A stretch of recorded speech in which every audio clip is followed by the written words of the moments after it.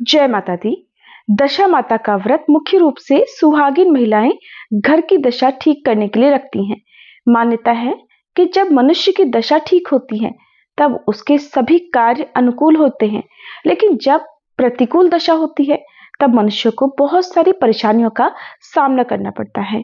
और इन सभी परेशानियों से मुक्ति पाने के लिए ही दशा माता का व्रत किया जाता है, जिसमें दीवार पर स्वास्तिक बनाकर फिर मेहंदी और सिंदूर से वहीं पर 10 बिंदियां अंगुली से बनाई जाती हैं।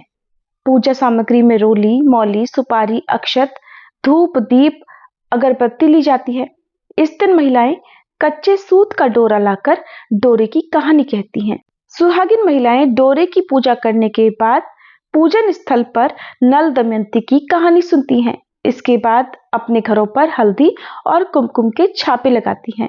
इस व्रत में एक ही बार अन्न ग्रहण करने का विधान है और भोजन में नमक का प्रयोग पूर्ण रूप से वर्जित माना जाता है। दशा माता के व्रत को चैत्र मास के कृष्ण पक्ष की दशमी तिथि के दिन किया जाता है, तो वहीं कथा सुनने की शुरुआत धुलेंडी के अगले दिन से ही हो जाती है। तो प्रिय श्रोताओ, आप सब भी दशा माता का ध्यान करके अपनी अपनी बुरी दशा से मुक्ति पाने के लिए दशा माता से प्रार्थना करते हुए आज की इन कथाओं का पूर्ण रूप से श्रवण कीजिएगा। कथाओं का श्रवण हम सभी प्रथम पूजनीय भगवान श्री गणेश जी की कथा से करेंगे। सभी प्रेम से बोलिए, विघ्नहर्ता भगवान गणेश की जय, दशा माता की जय। एक समय की बात है कि श्री विष्णु भगवान का विवाह देवी लक्ष्मी जी के साथ निश्चित हो गया। विवाह की तैयारियां होने लगी। सभी देवताओं को निमंत्रण भेजे गए, परंतु गणेश जी को अलग से निमंत्रण नहीं दिया। कारण जो भी रहा हो, अब भगवान विष्णु की बारात जाने का समय आ गया। सभी देवतागण अपनी अपनी पत्नियों के साथ विवाह समारोह में आए। उन सब ने देखा कि गणेश जी कहीं दिखाई नहीं दे रहे। तब वे आपस में चर्चा करने लगे कि क्या गणेश जी को न्योता नहीं दिया है या फिर स्वयं गणेश जी ही नहीं आए हैं। सभी को इस बात पर आश्चर्य होने लगा। तभी सबने विचार किया कि क्यों ना श्री विष्णु भगवान से ही इसका कारण पूछा जाए। विष्णु भगवान से पूछने पर उन्होंने कहा कि हमने गणेश जी के पिता भोलेनाथ महादेव जी को न्योता भेज दिया है। यदि गणेश जी अपने पिता के साथ आना चाहते तो आ जाते। अलग से न्योता देने की कोई भी आवश्यकता नहीं थी। और दूसरी बात यह है कि उनको 1.25 मन मूंग, 1.25 मन चावल, 1.25 मन घी और 1.25 मन लड्डू का भोजन दिन भर में चाहिए। यदि गणेश जी नहीं आएंगे तो कोई बात नहीं, दूसरे के घर जाकर इतना सारा खाना पीना अच्छा भी तो नहीं लगता।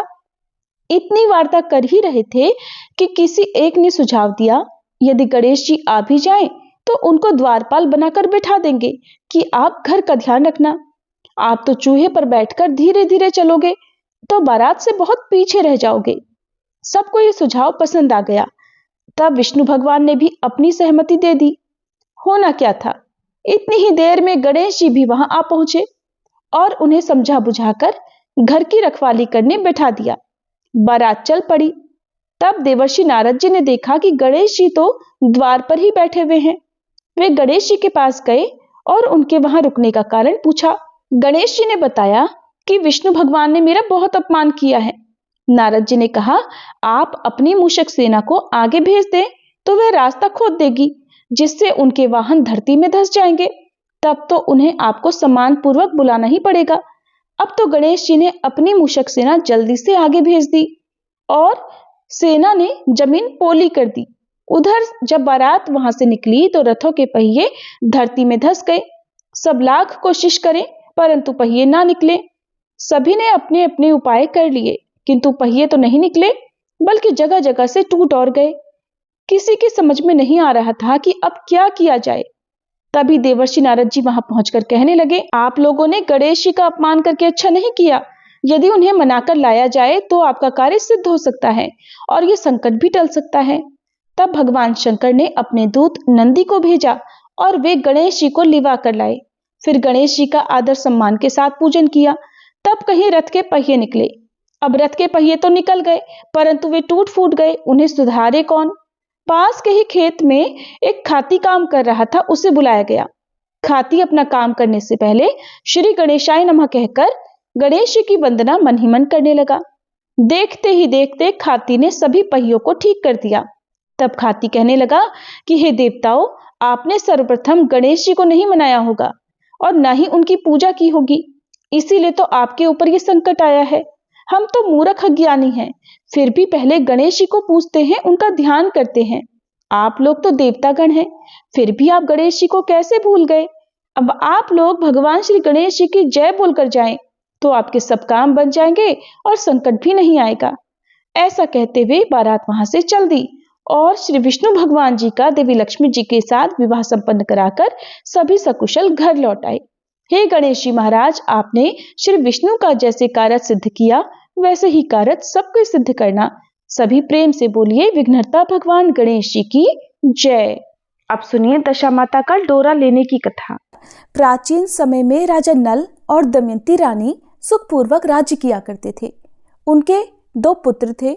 उनके राज्य में सारी प्रजा सुखी और संपन्न रहती थी। एक दिन की बात है, उस दिन होली दशा थी। एक ब्राह्मणी राजा के महल में आई और राजा से कहने लगी, दशा माता का डोरा ले लो।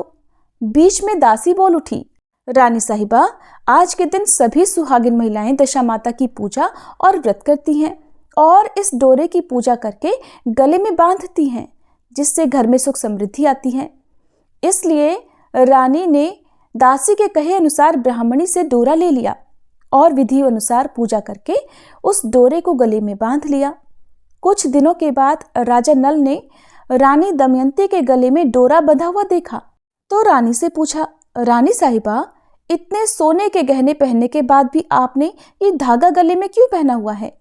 रानी कुछ कहती इससे पहले ही राजा ने गुस्से में आकर उस डोरे को तोड़कर जमीन पर फेंक दिया। रानी ने उस डोरे को जमीन से उठा लिया और राजा से कहने लगी, महाराज, ये तो दशा माता का डोरा था, आपने उनका अपमान करके अच्छा नहीं किया। इधर जब रात में राजा सो रहे थे, तब दशा माता स्वप्न में एक बुढ़िया के रूप में आई और राजा से कहने लगी, हे राजा, तेरी अच्छी दशा जा रही है और अब बुरी दशा आ रही है। तूने मेरा अपमान करके अच्छा नहीं किया। ऐसा कहकर दशा माता स्वप्न में ही अंतर्ध्यान हो गई। अब जैसे जैसे दिन बीतते गए, वैसे ही वैसे कुछ दिनों में राजा के सारे ठाट बाट, हाथी घोड़े, लाव लश्कर, धन धान्य, सुख शांति सब कुछ नष्ट होने लगे। यहाँ तक कि अब भूखों मरने का समय आ गया। एक दिन राजा ने रानी दमयंती से कहा कि तुम अपने दोनों बच्चों को लेकर अपने मायके चली जाओ। रानी ने कहा, महाराज, मैं तो आपको छोड़कर कहीं नहीं जाऊंगी। जिस तरह आप रहेंगे उसी तरह मैं भी आपके साथ रहूंगी।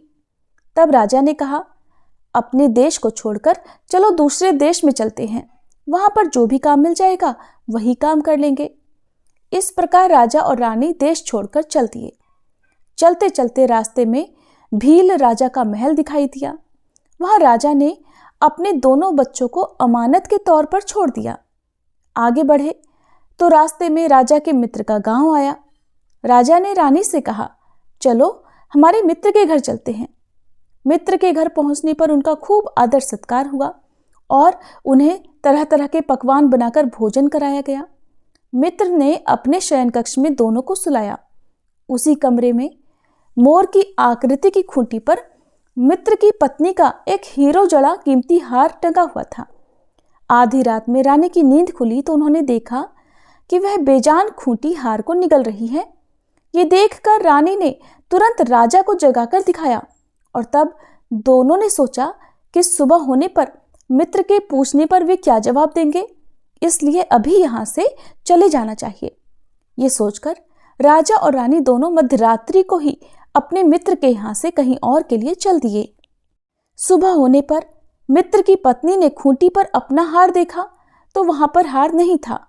तब उसने अपने पति को बुलाकर कहा कि तुम्हारे मित्र कैसे हैं जो मेरा हार चुराकर रात में ही भाग गए हैं।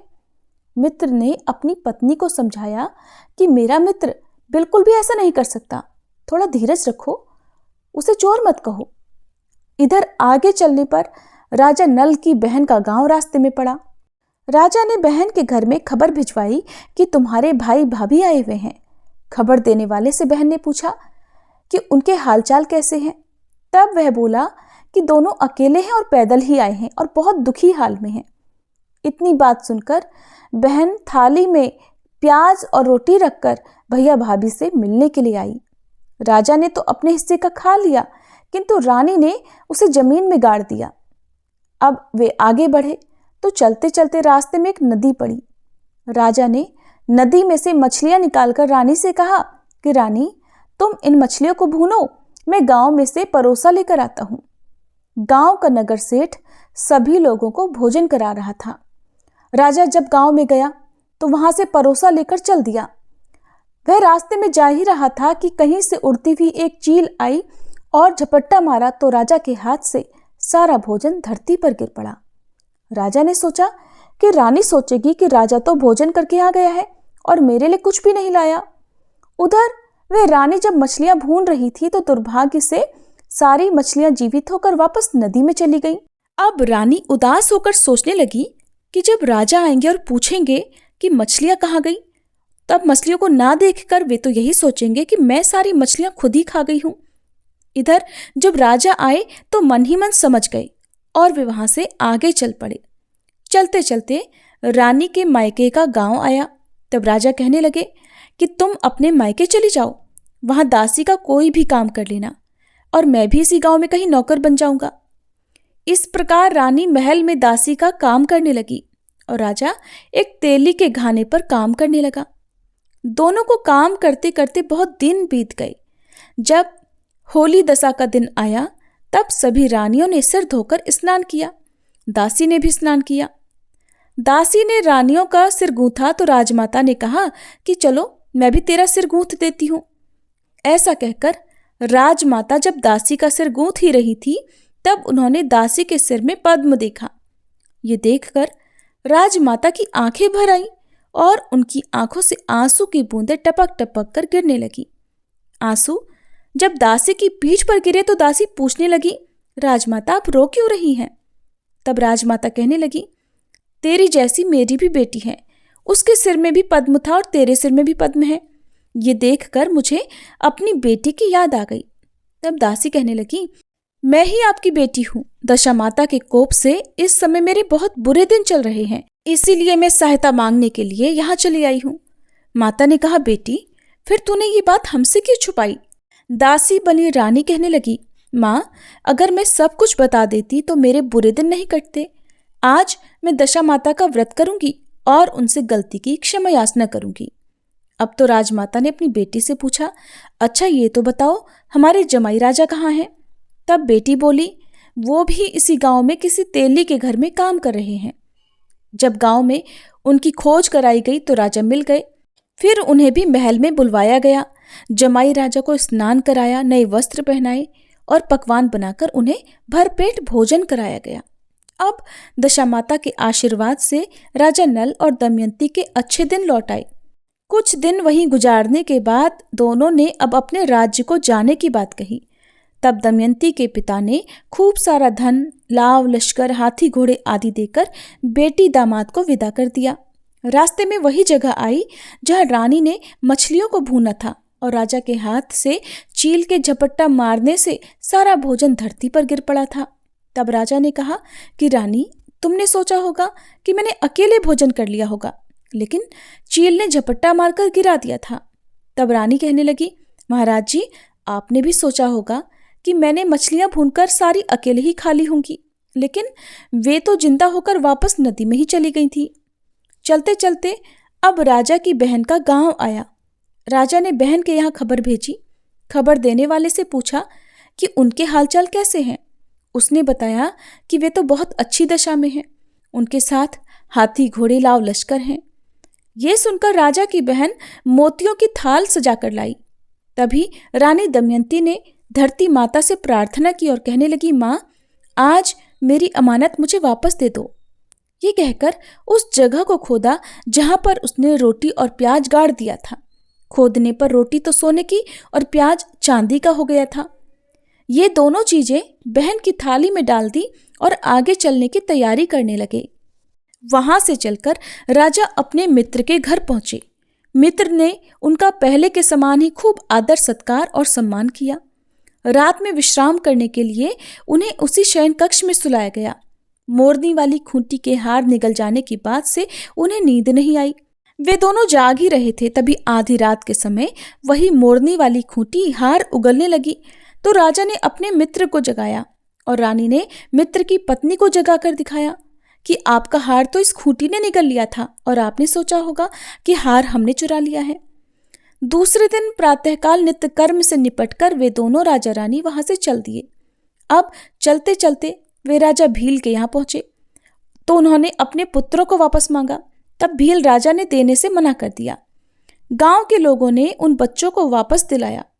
राजा नल और दमयंती अपने बच्चों को लेकर अपनी राजधानी के पास पहुंचे तो नगरवासियों ने लाव लश्कर के साथ उन्हें आते हुए देखा।